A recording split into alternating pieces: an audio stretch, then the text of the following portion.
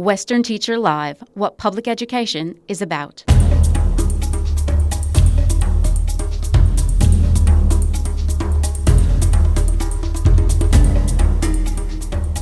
Hello and welcome to Western Teacher Live, the State School Teachers Union podcast on all things public education.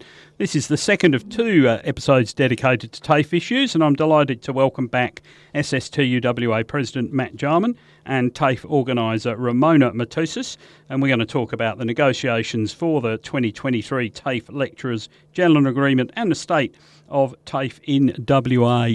Ramona, as in schools, one of the absolute core issues that's confronting staff, whether they're in front of a class at TAFE or a class at school, is workload. Tell us a little bit about what TAFE lecturers are experiencing and what we're hoping to do to make the situation better.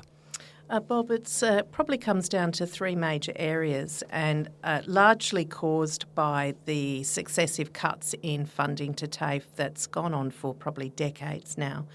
And whilst we welcome the reinvestment in TAFE that's coming as a consequence of change in government, at the end of the day, it needs a considerable investment to actually get it back on track. And key areas are when you cut funding to an institution, it's where do you cut? We've lost a lot of staff, we've lost a lot of support staff, but for our members it's meant increased class sizes, which Matt spoke about in the last podcast. It's meant cut to student curriculum hours, which is the amount of hours that a lecturer gets to actually teach the unit to the group of students. And coupled with that is a whole range of paperwork that's been imposed on the sector to do with compliance. And all of this has led to a massive increase in the workload for TAFE lecturers. So we've put in place a range of claims to help address those. And I guess when you come down to the paperwork, which is largely to do around compliance and auditing, is that either has to go from the sector or be heavily simplified, or lecturers need more time to do it. And we were very fortunate in the last round of negotiations to secure a sum of money to help the sector do unit development, which has directly led to our members being taken off teaching so they can focus on putting together the paperwork for new units. And that has, I think, achieved a lot. However, there was not enough money to go around, and the money is not ongoing. So that's also one of our major claims in that area, is that money for unit development actually be increased and be ongoing. And that will enable the production, I think, of much better documentation, because people aren't doing it on top of everything else they do. Will allow them to focus on it, and I think is really necessary to support the sector going forward. Matt, interesting there, that, isn't it? Because if you substitute schools for TAFE, you hear a lot of the same issues. The terminology may change, but this imposition from above of reporting requirements and the tracking of information, which seems to vanish into some mysterious space, never actually gets used for anything, seems to be a common theme. Why is that happening, do you think? Is it just, a sort of almost stereotypical bureaucracy gone mad type situation? Well, I think there is a demand for a compliance culture, and we don't understand necessarily the logic or necessarily the output of what that culture is there for. What Ramona's describing is a completely logical approach to making sure that the quality assurance of certifications and what our graduates leave with are industry ready. So we would rather reduce all of that grey workload compliance work and focus around what is industry demanding, and we can do that through exactly as Ramona's just described. Ramona, but we've had job summits and we've had all sorts of talk fests about this. When does the message sink in, do you think? Well, that's right. You're talking about when does the rubber hit the road, and it is often activated by somebody like the SSTU through the TAFE negotiations, and I'm aiming and hoping that that's what will be achieved through our committee who are at the negotiating table this time around. Yeah, I think what really unites teachers and TAFE lecturers is probably this issue. Their passion is to get in the classroom and change people's lives by delivering a quality product, a quality lesson. And increasingly our lecturers are saying they don't have time to do that because their energies are being moved elsewhere in terms of creating paperwork for outside auditing in the main, and that does not directly, some of it does improve the classroom practice, but the majority of it does not. And that's where I think TAFE lecturers and teachers in schools want to return to an acknowledgement and support that their core function is to teach students and change their lives. And they want to spend as much time as possible doing that. And that they are the experts in how to do it, and that they want to deliver it. It seems one of those things we could have learned from COVID. Listen to the experts, listen to the practitioners, the doctors and those health experts, still not necessarily being applied in education. And we hope that starts and continues to change. So, Matt, just talking about that in a broader sense, again, another common factor for lecturers is the ability to be able to develop their qualifications and develop themselves in a professional sense. And I see there are a couple of claims under the professional development area of the log. Can you perhaps talk us through those? Yeah, certainly can, Bob. Well, as I just mentioned before, the industry is expecting that our graduates are ready and fit for purpose in the present. They're not looking for graduates who are ready for the past. So to enable that, we need to make sure that our lecturers have access to the right refurbishment of their tickets or the certifications or their licences so that they continue to be as contemporary as industry needs today. Now, to achieve that, we believe it should be done with the support of the employer. And we are looking for separate buckets of support for each of our colleges around the state to be able to provide to our lecturers so that they can continue to access those tickets and certificates and licences with the support of the TAFE that they're working through. We think that that's a very common sense approach that both parties win from, both industry and lecturer, and that really that's something that should be quite taken up if the government is keen to make sure that they retain the staff that we have who are currently working as lecturers and perhaps even to attract some. And I think adding to that is we've fought for a long time to get return to industry embedded into our agreement. The government did come up with some money to support lecturers over a 4-year period returning to industry. There are many ways to remain industry current, and our lecturers use a diverse range, but returning to industry is also a really important part of that. But again, the funding's not ongoing.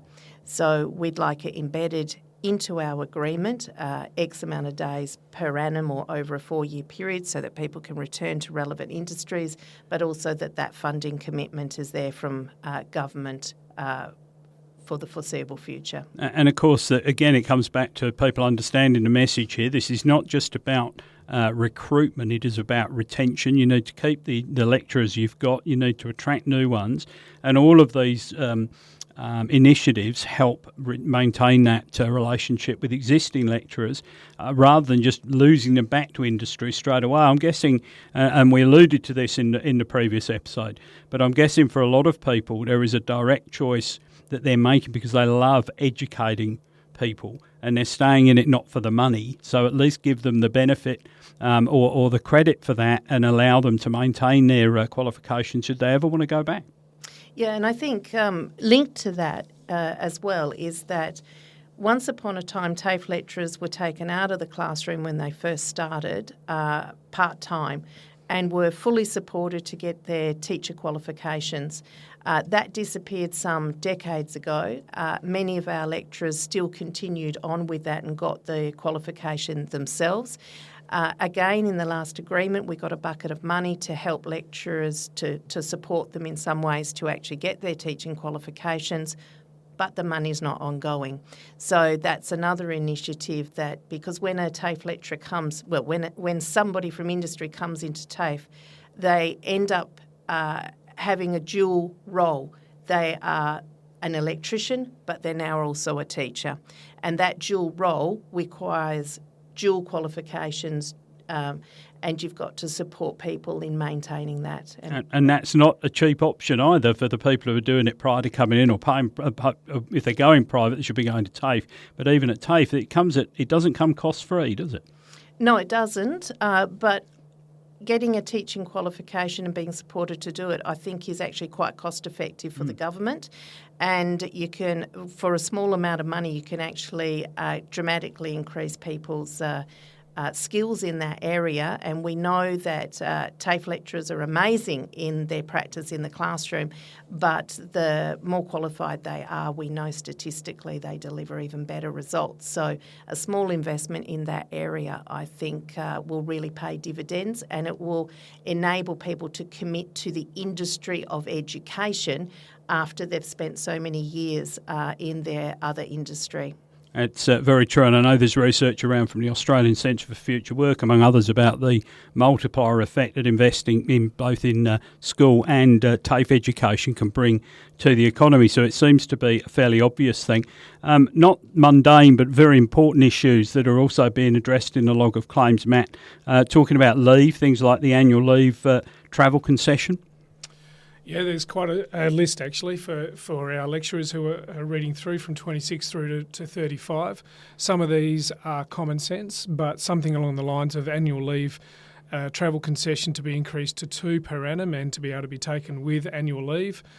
Professional allowance leave and long service leave service from other government agencies should be also counted towards the qualifying period. Those kinds of conditions are standardised in other agreements, but they're not within the lecturer agreement. So again, we have a number of different leave entitlements that we're seeking through the EBA, and similarly for allowances. Some of these allowances just about enabling our lecturers to get on with doing their work without cost to themselves, and the rest, and some of them have more of a regional focus.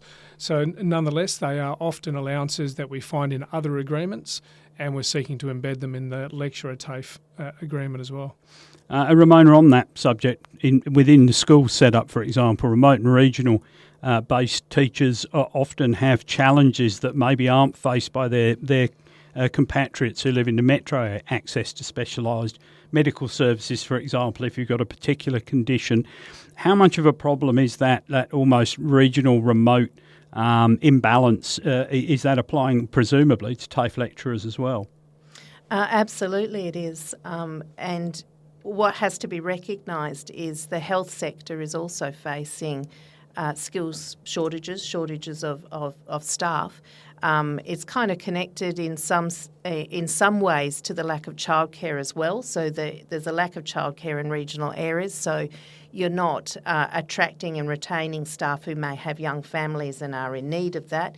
If those people happen to be doctors and nurses, then you're less able to provide those medical services. A lot of regional health campuses don't cover all types of medicine, so that requires some people to come to Perth for treatment, and they're not well supported in doing that, and that's a government-wide issue that needs to be addressed, but particularly in terms of accommodation.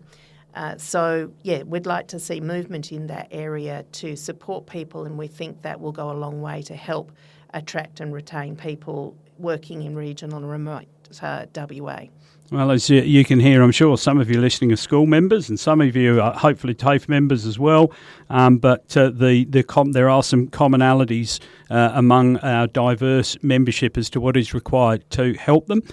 So we hope you've enjoyed these 2 podcasts specifically on TAFE issues. They won't be the last that we do. We'll be dragging Ramona back in to get an update on how this negotiation process goes, along with Matt. And we've been delighted to welcome Ramona Mitussis and the TAFE organiser, and also SSTUWA President Matt Jarman, to discuss the Log of Claims 2023 TAFE. If you want to know more, you can go to sstuwa.au.org, sstuwa.org.au, search TAFE, and you can find a TAFE hub which gives you all the latest news on TAFE. And we are trying to deliver more regularly very targeted e-news towards TAFE members. So if you're a TAFE member who perhaps found them a bit too school heavy in the past and unsubscribed, you can subscribe back via the website, and you'll be getting regular updates after each set of negotiations on this log of claims. So thank you for listening to Western Teacher Live, and we look forward to you joining us in the future as well for more podcast episodes. SSTUWA members have access to a range of travel benefits. You can get discounted hotels and check out the classifieds in Western Teacher magazine for a whole range of special offers delivered to you by fellow members. You're a traveller, you're an SSTUWA member, it's a great match.